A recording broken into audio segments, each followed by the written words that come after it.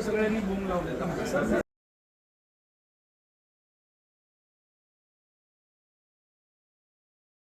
भाजपचे प्रदेशाध्यक्ष आपल्याला येऊन भेटून गेले, काय औचित्य, काय निमित्त? भारतीय जनता पक्षाचे राज्याचे प्रदेशाध्यक्ष सन्माननीय रवींद्रजी चव्हाण साहेब आले होते. आज दुपारी आमची मुख्यमंत्री महोदयांच्या जवळ सुद्धा भेट झालेली होती. त्या भेटीचं कारण वेगळं होतं ते मी आपल्याला सांगेनच. ते आले होते की राज्यभरामध्ये जे काही जिल्हा परिषदेच्या निवडणुका झालेल्या आहेत त्याच्यात आपण कशा पद्धतीने वाटचाल महायुती म्हणून करू शकतो या संदर्भामध्ये त्यांनी त्या ठिकाणी चर्चा केली. त्यांच्याकडे माहिती वेगवेगळ्या जिल्हा परिषदांमध्ये काय नेमकं संख्याबळ आहे त्याची होती.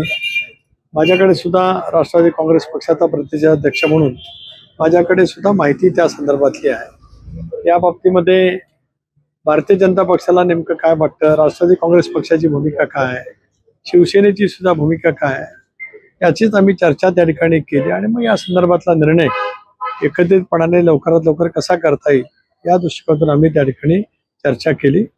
चर्चा अतिशय समाधानकारक त्या ठिकाणी होती, सौहार्दाच्या वातावरणामध्ये होती. भारतीय जनता पक्ष एक आमच्या एनडीए मधला प्रमुख पक्ष आहे आणि स्वाभाविकपणाने मित्रपक्षांचा सन्मान आदर हे करण्याच्या दृष्टिकोनातूनच अत्यंत चांगल्यापैकी चर्चा त्या ठिकाणी झाली.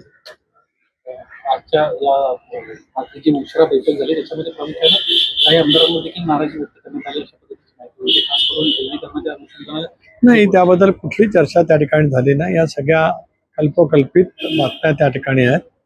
अतिशय एकत्रितपणाने एकसंघपणाने विधिमंडळ राष्ट्रवादी काँग्रेस पक्ष, राज्यातला राष्ट्रवादी काँग्रेस पक्ष ज्या धीरोदत्त पद्धतीने संयमाने आणि योग्य ती भूमिका घेत बहिणी मुख्यमंत्री पदावरती संघटनेची धुरा ज्या पद्धतीने मात आहेत त्याबद्दलचा विश्वासही व्यक्त करण्यात आला आणि त्यांच्या पाठीमागे ठामपणाने सर्वांनी उभं राहावं आणि पक्ष संघटना मजबूत करावी एवढं तर कालच्या बैठकीचं सार होतं.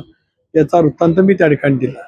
आज माननीय मुख्यमंत्री महोदयांची मी, आमच्या उपमुख्यमंत्री सुनेत्रा वहिनी, राष्ट्रीय कार्याध्यक्ष प्रफुल्लभाई, ज्येष्ठ मंत्री हसन मुश्रीफ आणि पार्थ पवार आम्ही मुख्यमंत्री महोदयांची भेट घेतली आणि दादांचा जो अपघाती मृत्यू झाला या संदर्भामध्ये आम्ही त्यांना एक निवेदन दिलं की या संबंध प्रकरणाची सीबीआय मार्फत चौकशी त्या ठिकाणी करावी असं मुख्यमंत्री महोदयांना आम्ही निवेदन त्या ठिकाणी दिलं.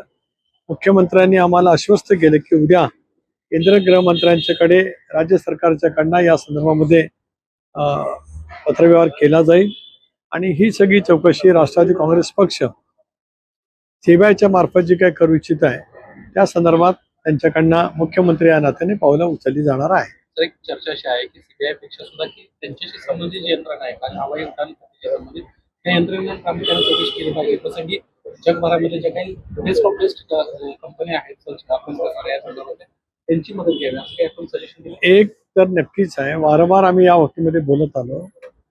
ज्या दिवशी दुर्दैवी घटना घडली त्या दिवशीच त्या खात्याचे केंद्रीय मंत्री नायडूजी तिथे होते, मुरलीधर मोहोळजी सुद्धा होते. त्याच्यामुळे एक स्वायत्त संस्था अशा पद्धतीच्या दुर्दैवी विमान अपघाताच्या संदर्भात भारत सरकारने यापूर्वी नेमलेली आहे. त्या स्वायत्त यंत्रणेने तपास त्या ठिकाणी सुरू केल्याचं त्यांनी त्या ठिकाणी घोषित केलं. मुख्यमंत्री महोदयांनी सुद्धा सीआयडीच्या मार्फत तपास करावा असं सुद्धा त्या ठिकाणी आदेश दिलेले आहेत. हे आहे त्याच्यामुळे स्वायत्त यंत्रणाही तपास करेल पण सीबीआय तपास करत असताना आणखीन व्यापकतेने तपास त्या ठिकाणी होऊ शकतो. ज्या वेळेला स्वायत्त यंत्रणा तपास करत असतात त्यावेळेला बाह्य देशांतील सुद्धा अशा अपघाती प्रकरणाचा जे काही तपास करत असतात त्यांची मदत त्या ठिकाणी होऊ शकत असते. त्यामुळे आमची राष्ट्रवादी काँग्रेस पक्षाची मागणी आहे की सखोल पद्धतीचा तपास त्या ठिकाणी व्हावा.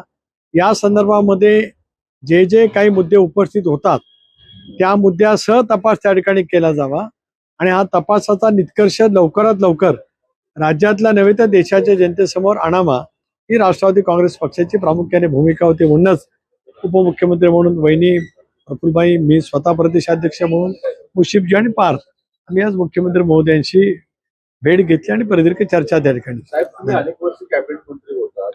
आता जिरवळांचं जे प्रकरण झालेलं आहे तुम्ही तुमच्या मंत्र्यांना काय सल्ला द्याल? कारण की अशा स्वरूपामध्ये मंत्र्याला एक अधिकारी त्यांच्या डिपार्टमेंट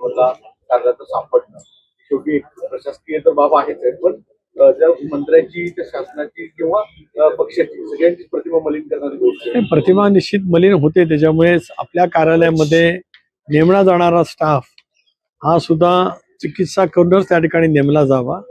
हे स्पष्टपणाची सूचना मंत्री म्हणून मंत्री कार्यालयाकडे गेलीच पाहिजे की अशापैकी कुठली गोष्ट खपून घेतली जाणार नाही. याची खबरदारी सर्वांनीच घेतली पाहिजे. कारण शेवटी अशा घटना ज्या वेळेला घडत असतात त्याच्यामुळे सरकारच्या प्रतिमेवरती परिणाम होत असतो. त्या मंत्र्यांच्या अखत्यारीमध्ये ती बाब येते, त्यांच्याही प्रतिमेवरती परिणाम त्या ठिकाणी होत असतो. या दृष्टिकोनातून आम्ही त्यांच्याशी चर्चा केलेली आहे आणि इतरही सर्वांनाच त्या पद्धतीच्या सुद्धा दिलेल्या आहेत. धन्यवाद. एकीकडे म्हणजे अल्पसंख्याक खात्याचा पण विषय सध्या चर्चेत आहे. बहिणीची तुमची चर्चा नक्कीच झाली असेल. अधिकाऱ्यांवर कारवाई झाली पाहिजे किंवा चौकशी झाली पाहिजे अशी एक मागणी तर त्यांच्या सह्या आहेत आणि पौरनिर्णयावर सह्या आहेत. स्पष्टपणानेच आहे, राज्याचा रूल्स ऑफ बिझनेस जे नियमावली सांगतो त्या पद्धतीने कुठलाही निर्णय हा मंत्री महोदयांच्या स्वाक्षरीशिवाय सरकारी होत नसतो. अशा वेळेला ज्यांनी कोणी असे आदेश काढलेले त्याची चौकशी व्हावी, त्यांच्यावरती कारवाई केलीच गेली पाहिजे. वहिनी सुद्धा त्या संदर्भामध्ये उपमुख्यमंत्री म्हणून आणि त्या विभागाचा पदभार त्यांच्याकडे असल्यामुळे अशाच पेच्या सुद्धा त्या ठिकाणी दिलेल्या आहेत. धन्यवाद.